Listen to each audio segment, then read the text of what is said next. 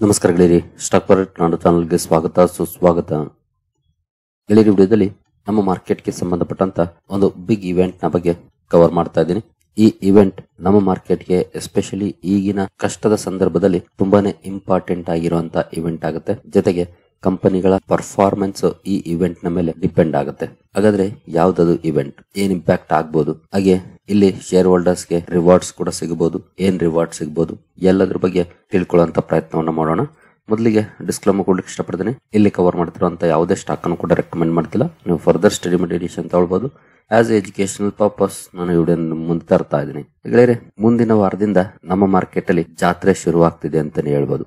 ಏನಪ್ಪಾ ಇದು ಮಾರ್ಕೆಟ್ ಅಲ್ಲಿ ಜಾತ್ರೆನ ಅಂತ ಆಶ್ಚರ್ಯ ಆಗ್ಬೋದು. ಖಂಡಿತ ಇದು ಪ್ರತಿ 3 ತಿಂಗಳಿಗೊಮ್ಮೆ ಬರುವಂತ ಜಾತ್ರೆ. ಬಹುಶಃ ತುಂಬಾ ಜನರಿಗೆ ಗೊತ್ತಾಗಿರುತ್ತೆ ನಾನು ಏನ್ರ ಬಗ್ಗೆ ಮಾತಾಡ್ತಿದ್ದೀನಿ ಅಂತ. ಜೊತೆಗೆ ಈಗ ಬರ್ತಿರೋಂತ ಜಾತ್ರೆ ಬಹಳ ಇಂಪಾರ್ಟೆಂಟ್ ಆಗಿರುವಂತ ಜಾತ್ರೆ ಆಗಿರುತ್ತೆ. ಯಾಕೆ ಇಂಪಾರ್ಟೆಂಟ್ ಆಗಿರುತ್ತೆ ಅಂತಂದ್ರೆ, ನಿಮ್ಗೆಲ್ರಿಗೂ ಗೊತ್ತಿರೋ ಹಾಗೆ ನಮ್ಮ ಮಾರ್ಕೆಟ್ ನ ಲಾಸ್ಟ್ 1 ಇಯರ್ ಪರ್ಫಾರ್ಮೆನ್ಸ್ ಅನ್ನ ನೋಡಿದ್ರೆ ನೋಡಬಹುದು. 1 ಇಯರ್ಲಿ 5% ಡೌನ್ ಇದೆ. ಐಯಿಂದ ಕ್ಯಾಲ್ಕುಲೇಟ್ ಮಾಡಿದ್ರೆ ಇದು ಇನ್ನೂ ಸ್ವಲ್ಪ ಜಾಸ್ತಿ ಆಗುತ್ತೆ. ಬಟ್ ಇಂಡೆಕ್ಸ್ ಲೆವೆಲ್ ಅಲ್ಲೇ 5% ಡೌನ್ ಇದೆ. ಇನ್ನು ಇಂಡಿವಿಜುವಲ್ ಲೆವೆಲ್ ಅಲ್ಲಂತೂ, ಅಂದ್ರೆ ಇಂಡಿವಿಜುವಲ್ ಸ್ಟಾಕ್ ಗಳ ಲೆವೆಲ್ ಅಲ್ಲಿ ನೋಡಿದ್ರೆ 40-50% ಕೂಡ ಡೌನ್ ಇರುವಂತ ಶೇರ್ಗಳು ಈಗಲೂ ಇದ್ದಾವೆ ಲಾಸ್ಟ್ 1 ಇಯರ್ ಇಂದ. ಇಂತಹ ಸಂದರ್ಭದಲ್ಲಿ ಈಗ ಬರ್ತಿರೋಂತ ಜಾತ್ರೆ ಯಾವುದು ಅಂತಂದ್ರೆ ಅದು Q2 ರಿಸಲ್ಟ್ಸ್. ಎಸ್ಪೆಷಲಿ ಸ್ಟ್ರಗಲ್ ಮಾಡ್ತಿರೋಂತ ಸಂದರ್ಭದಲ್ಲಿ ಬರುವಂತ ರಿಸಲ್ಟ್ಸ್ ಬಹಳ ಕ್ರೂಷಿಯಲ್ ಆಗಿರುತ್ತೆ. ಜೊತೆಗೆ ಇವುಗಳು ಮಾರ್ಕೆಟ್ ನ ಅಪ್ಗೂ ಕಾರಣ ಆಗ್ಬೋದು ಅಥವಾ ಡೌನ್ಗೂ ಕೂಡ ಕಾರಣ ಆಗ್ಬೋದು. ಇನ್ನು ಇಂಡಿವಿಜುವಲ್ ಸ್ಟಾಕ್ ಗಳ ಲೆವೆಲ್ ಅಲ್ಲೂ ಕೂಡ ಬಿಗ್ ರಿಯಾಕ್ಷನ್ ನೋಡ್ಲಿಕ್ಕೆ ಸಿಗುವಂತ ಚಾನ್ಸಸ್ ಇರುತ್ತೆ.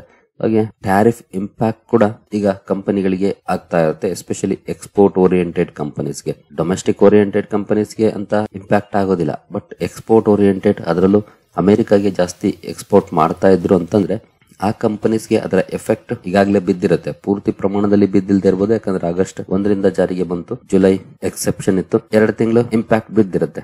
ಹಾಗಾಗಿ ತುಂಬಾನೇ ಕ್ರೂಷಿಯಲ್ ಹಾಗೂ ತುಂಬಾನೇ ಇಂಪಾರ್ಟೆಂಟ್ ಸೀಸನ್ ಆಗುತ್ತೆ ಈ Q2 result season export oriented ಕಂಪನೀಸ್ಗೆ. ಇವನ್ ಡೊಮೆಸ್ಟಿಕ್ ಓರಿಯೆಂಟೆಡ್ ಕಂಪನೀಸ್ಗೂ ಕೂಡ ಕಂಪ್ಯಾರಿಟಿವ್ಲಿ ಯಾವ ರೀತಿ ಪರ್ಫಾರ್ಮೆನ್ಸ್ ಬಂದಿದೆ, ಎಲ್ಲಿ ಒಳ್ಳೆ ಪರ್ಫಾರ್ಮೆನ್ಸ್ ಇದೆ, ಎಲ್ಲಿ ಒಳ್ಳೆ ಪರ್ಫಾರ್ಮೆನ್ಸ್ ಇಲ್ಲ ಅನ್ನೋದನ್ನ ಕಂಪೇರ್ ಮಾಡ್ಲಿಕ್ಕೆ ಸಾಧ್ಯ ಆಗುತ್ತೆ. ಜೊತೆಗೆ ಟ್ಯಾರಿಫ್ ಇಂಪ್ಯಾಕ್ಟ್ ಎಷ್ಟರ ಮಟ್ಟಿಗೆ ಬಿದ್ದಿದೆ ಕಂಪನಿಗಳ ಮೇಲೆ ಅನ್ನೋದು ಕೂಡ ನಮಗೆ ಅರ್ಥ ಆಗುತ್ತೆ. ಫುಲ್ ಫ್ಲೆಡ್ಜ್ ಆಗಿ ಅರ್ಥ ಆಗಿಲ್ಲ ಅಂದ್ರೆ, ಯಾಕಂದ್ರೆ 2 ತಿಂಗಳು ಮಾತ್ರ ಜಾರಿಯಲ್ಲಿ ಇದ್ದಿದ್ರಿಂದ. ಬಟ್ ಸ್ಟಿಲ್ ಒಂದಷ್ಟು ಇನ್ಪುಟ್ಸ್ ಅಂತೂ ಸಿಗುತ್ತೆ, ಇನ್ನು ಯಾವ ಮಟ್ಟದಲ್ಲಿ ಇಂಪ್ಯಾಕ್ಟ್ ಆಗ್ಬೋದು ಅಂತ. ಈ ಎಲ್ಲ ಕಾರಣಗಳಿಂದಾನೆ ಈ ಸಲದ Q2 ರಿಸಲ್ಟ್ ಸೀಸನ್ ತುಂಬಾನೇ ಮುಖ್ಯ ಆಗುತ್ತೆ. ಜೊತೆಗೆ ನಿಮ್ಗೆ ಎಲ್ರಿಗೂ ಗೊತ್ತಿರೋ ಹಾಗೆ ರಿಸಲ್ಟ್ ಸೀಸನ್ ಬಂದಿದೆ ಅಂತಂದ್ರೆ ಆ ಸಂದರ್ಭದಲ್ಲಿ ಶೇರ್ ಹೋಲ್ಡರ್ಸ್ ಗೆ ರಿವಾರ್ಡ್ಸ್ ಕೂಡ ಸಿಗುತ್ತೆ. ರಿವಾರ್ಡ್ ಯಾವ ರೀತಿ, ಕಂಪನಿಯ ಪರ್ಫಾರ್ಮೆನ್ಸ್ ಚೆನ್ನಾಗಿದ್ರೆ ಸ್ಟಾಕ್ ಪ್ರೈಸ್ ಅಪ್ರಿಶಿಯೇಟ್ ಆಗ್ಬೋದು, ಅದು ಒಂದು ರಿವಾರ್ಡ್. ಅದನ್ನ ಹೊರತುಪಡಿಸಿ ಕೂಡ ಬೋನಸ್, ಡಿವಿಡೆಂಡ್, ಸ್ಟಾಕ್ ಸ್ಪ್ಲಿಟ್ ಎಲ್ಲವೂ ಕೂಡ ಸಿಗುತ್ತವೆ. ನಾವು ಪ್ರತಿ ರಿಸಲ್ಟ್ ಸೀಸನ್ ಅಲ್ಲೂ ಕೂಡ ನೋಡ್ತಾ ಇರ್ತೀವಿ, ಹಲವು ಕಂಪನಿಗಳು ರಿಸಲ್ಟ್ ನ ಜೊತೆ ಬೋನಸ್ ಅನ್ನ ಅನೌನ್ಸ್ ಮಾಡ್ತವೆ, ಸ್ಟಾಕ್ ಸ್ಪ್ಲಿಟ್ ಅನ್ನ ಅನೌನ್ಸ್ ಮಾಡ್ತವೆ, ಡಿವಿಡೆಂಡ್ಸ್ ಅನ್ನ ಅನೌನ್ಸ್ ಮಾಡ್ತವೆ. ಶೇರ್ ಹೋಲ್ಡರ್ಸ್ಗೂ ಕೂಡ ಇಲ್ಲಿ ರಿವಾರ್ಡ್ ಸಿಗುತ್ತೆ.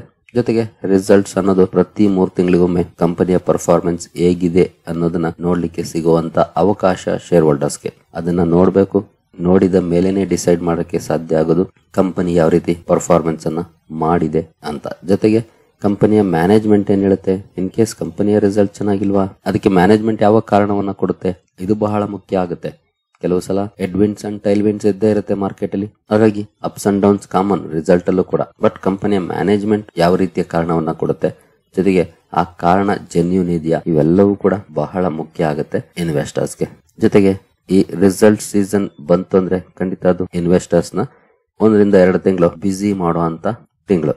ಹಾಗಾದ್ರೆ ನಾವು ರಿಸಲ್ಟ್ ಅನ್ನ ಹೇಗೆ ತಿಳ್ಕೊಳ್ಳೋದು, ನಾನು ಈ ಹಿಂದೆ ಕೂಡ ಹಲವು ಸಲ ಹೇಳಿದ್ದೀನಿ, ನಿಮಗೆ ಪ್ರಾಕ್ಟಿಕಲ್ ಆಗಿ ತೋರಿಸಿದ್ದೀನಿ ಕೂಡ ಯಾವ ರೀತಿ ನಾವು ರಿಸಲ್ಟ್ ನ ಬಗ್ಗೆ ತಿಳ್ಕೊಳ್ಳೋದು, ಅಂದ್ರೆ ಯಾವಾಗ ರಿಸಲ್ಟ್ ಇದೆ ಅನ್ನೋದನ್ನ ತಿಳ್ಕೊಳ್ಳೋದು. ಹಾಗೆ ರಿಸಲ್ಟ್ ಅಂತೂ ನಾನು ಪ್ರತಿ ರಿಸಲ್ಟ್ ಸೀಸನ್ ಅಲ್ಲೂ ಕೂಡ ಹಲವು ಕಂಪನಿಗಳ ರಿಸಲ್ಟ್ ನ ಕವರ್ ಮಾಡ್ತಾ ಇರ್ತೀನಿ. ಅಟ್ಲೀಸ್ಟ್ ಹೈಲೈಟ್ಸ್ ಅನ್ನ ನಾವು ಹೇಗೆ ನೋಡೋದು ಅಂತ. ಮೊದಲಿಗೆ ನಾವು ರಿಸಲ್ಟ್ ಯಾವಾಗ ಬರುತ್ತೆ ಅನ್ನೋದನ್ನ ಹೇಗೆ ತಿಳ್ಕೊಳ್ಳೋದು ಅಂತ ನೋಡೋದಾದ್ರೆ, ನಾನು ಜಸ್ಟ್ ರಿಸಲ್ಟ್ಸ್ ಕ್ಯಾಲೆಂಡರ್ ಅಂತ ಗೂಗಲ್ ಅಲ್ಲಿ ಸರ್ಚ್ ಮಾಡಿದೀನಿ. ನೋಡಬಹುದು ರಿಸಲ್ಟ್ಸ್ ಕ್ಯಾಲೆಂಡರ್. ಇಲ್ಲಿ ಮೊದಲನೇ ಲಿಂಕ್ ಇದೆ BSE ಇದು, 2ನೇದು ಮನಿ ಕಂಟ್ರೋಲ್ ಇದೆ, ಸ್ಕ್ರೀನರ್ ಇದೆ. ನಮ್ಗೆ ಅವೆಲ್ಲ ಅವಶ್ಯಕತೆ ಇಲ್ಲ, ಜಸ್ಟ್ BSE ಇದು ಲಿಂಕ್ ಸಾಕು.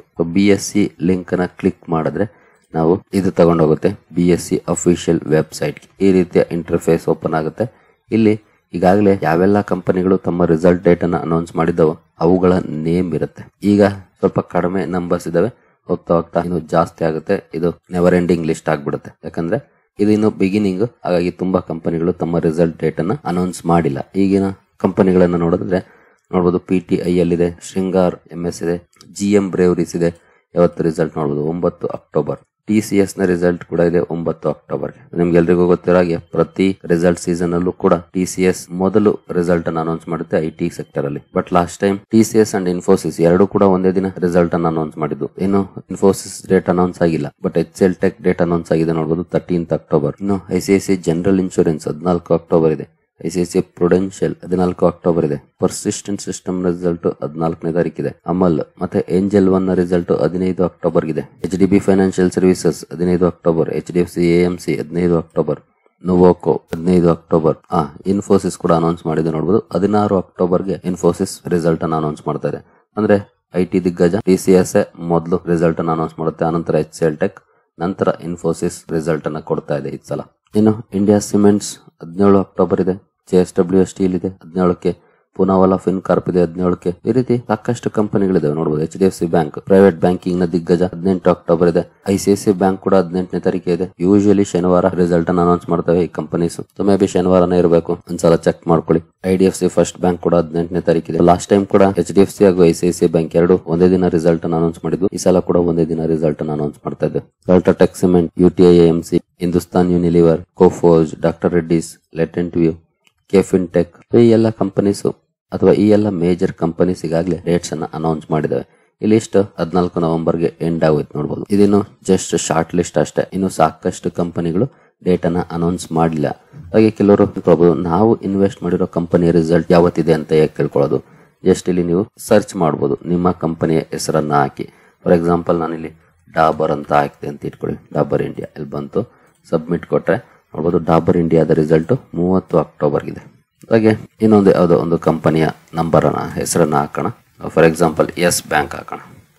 ಎಸ್ ಬ್ಯಾಂಕ್ ಸರ್ಚ್ ಕೊಟ್ಟೆ, ಸಬ್ಮಿಟ್ ಕೊಟ್ಟೆ. ನೋಡ್ಬೋದು ಇಲ್ಲಿ ಡೇಟ್ ಬರಲಿಲ್ಲ.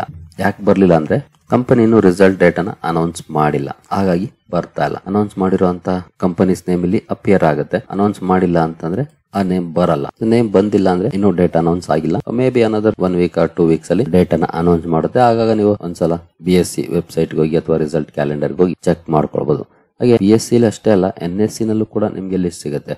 Corporate filings and events calendar ಗೆ ಬಂದ್ರೆ ಇಲ್ಲೂ ಕೂಡ ನೋಡಬಹುದು ಅನೌನ್ಸ್ಮೆಂಟ್ಸ್ ಇರುತ್ತೆ.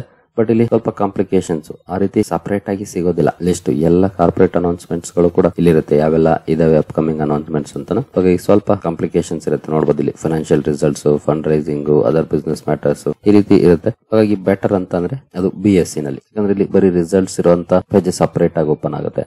ಇಲ್ಲೂ ಮೇ ಬಿ ಕಷ್ಟ ಮಾಡಬಹುದೇನೋ, ಬಟ್ ಯೂಶುವಲಿ ನಾನು BSc ಯೂಸ್ ಮಾಡೋದ್ರಿಂದ ಇದ್ರ ಬಗ್ಗೆ ಎಂತೆಲ್ಲ ಕೆಡಿಸ್ಕೊಳಕ್ ಹೋಗಿಲ್ಲ. ಯಾಕಂದ್ರೆ ಅಲ್ಲೇ ಎಲ್ಲ ಕಂಪನೀಸ್ ಸಿಕ್ಬಿಡುತ್ತೆ. ಯಾಕಂದ್ರೆ 90% ಅಥವಾ above 90% of the stocks BSc ನಲ್ಲಿ ಲಿಸ್ಟ್ ಆಗಿರುತ್ತೆ. NSC ನಲ್ಲಿ ಮಾತ್ರ ಲಿಸ್ಟ್ ಆಗಿರುವಂತ ಕಂಪನೀಸ್ ತುಂಬಾ ಕಡಿಮೆ. ಹಾಗಾಗಿ ಅಲ್ಲೇ ಎಲ್ಲ ಲಿಸ್ಟ್ ಸಿಕ್ಬಿಡುತ್ತೆ. ಹಾಗಾಗಿ NSC ದೇನ ಅಷ್ಟು ತಲೆ ಕೆಡಿಸ್ಕೊಂಡಿಲ್ಲ ನಾನು. BSc ನಲ್ಲಿ ಈಸಿಯಾಗಿ ನಿಮಗೆ ಲಿಸ್ಟ್ ಸಿಗುತ್ತೆ. ನಾನು ಅವಾಗ್ಲೇ ಹೇಳಿದ್ನಲ್ಲ, ನೀವು ಜಸ್ಟ್ ರಿಸಲ್ಟ್ಸ್ ಕ್ಯಾಲೆಂಡರ್ ಅಂತ ಸರ್ಚ್ ಮಾಡಿದ್ರೆ ಮೊದಲ ಲಿಂಕ್ BSc ಅರ್ನಿಂಗ್ಸ್ ಕ್ಯಾಲೆಂಡರ್ ಅಂತ ಬರುತ್ತೆ. ಈ ಲಿಂಕ್ ಅನ್ನ ಕ್ಲಿಕ್ ಮಾಡಿದ್ರೆ ಈ ಪೇಜ್ ಓಪನ್ ಆಗುತ್ತೆ. ಇಲ್ಲಿ ನೀವು ಸ್ಪೆಸಿಫಿಕ್ ಡೇಟ್ ಹಾಕಿ ಕೂಡ ಚೆಕ್ ಮಾಡ್ಕೊಳ್ಬಹುದು. ಫಾರ್ ಎಕ್ಸಾಂಪಲ್ ನಾನೀಗ ಅಕ್ಟೋಬರ್ ಮಾಡ್ತೀನಿ. ಅಕ್ಟೋಬರ್ 1ರಿಂದ ಅಕ್ಟೋಬರ್ 15ನೇ ತಾರೀಕಿನವರೆಗೂ ಯಾವೆಲ್ಲ ಕಂಪನೀಸ್ ರಿಸಲ್ಟ್ ಇದೆ ಆ ರೀತಿ ಕೂಡ ಚೆಕ್ ಮಾಡ್ಕೊಳ್ಬಹುದು. ಅಕ್ಟೋಬರ್ 15 ಬೇಡ, ಅಕ್ಟೋಬರ್ 18 ಮಾಡ್ಬಿಡೋಣ, ವೀಕೆಂಡ್ ವರ್ಗು. ಸಬ್ಮಿಟ್ ಕೊಟ್ರೆ ನೋಡ್ಬೋದು ಇಲ್ಲಿ ಅಕ್ಟೋಬರ್ 1ರಿಂದ ಅಕ್ಟೋಬರ್ 18ರವರೆಗೂ ಇರುವಂತ ಕಂಪನೀಸ್ ಲಿಸ್ಟ್ ಬಂದ್ಬಿಡ್ತು. ಈ ರೀತಿ ಕೂಡ ನೀವು ಚೆಕ್ ಮಾಡ್ಕೊಳ್ಬಹುದು. ಯಾಕಂದ್ರೆ ಇದು ಮುಂದೆ ಸುಲಭ, ಯಾಕಂದ್ರೆ ಜಾಸ್ತಿ ಕಂಪನೀಸ್ ಡೇಟ್ ಅನ್ನು ಅನೌನ್ಸ್ ಮಾಡಿದಾಗ ನೋಡಕ್ಕೆ ಈಸಿ. ಈಗ ಕಡಿಮೆ ಕಂಪನೀಸ್ ಇದಾವೆ, ಹಾಗಾಗಿ ಲಿಸ್ಟ್ ಸಣ್ಣದಿದೆ. ಬಟ್ ಹೋಗ್ತಾ ಹೋಗ್ತಾ ಲಿಸ್ಟ್ ದೊಡ್ಡದಾಗುತ್ತೆ.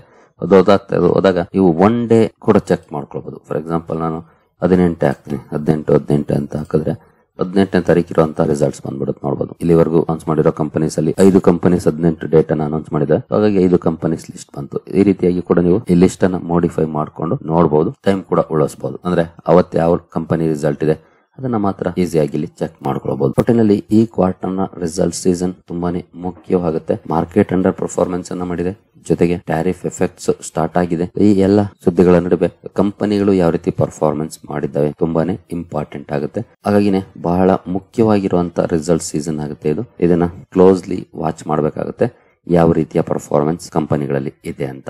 ಜೊತೆಗೆ ಶೇರ್ ಹೋಲ್ಡರ್ಸ್ಗೆ ರಿವಾರ್ಡ್ ಕೂಡ ಸಿಗುತ್ತೆ. ಸ್ಪ್ಲಿಟ್, ಡಿವಿಡೆಂಡ್, ಬೋನಸ್ ಯಾವ್ದು ಬೇಕಾದ್ರೂ ಸಿಗಬಹುದು ನಿಮ್ಮ ಕಂಪನಿಯಿಂದ. ಆ ಕಡೆ ಕೂಡ ನಾವು ಗಮನವನ್ನು ಇಡಬಹುದು. ಸರಿ ಗೆಳೆಯರಿ, ಈ ವಿಡಿಯೋ ನಿಮಗೆ ಇಷ್ಟ ಆಗಿದೆ ಅಂದ್ಕೊಳ್ತೀನಿ.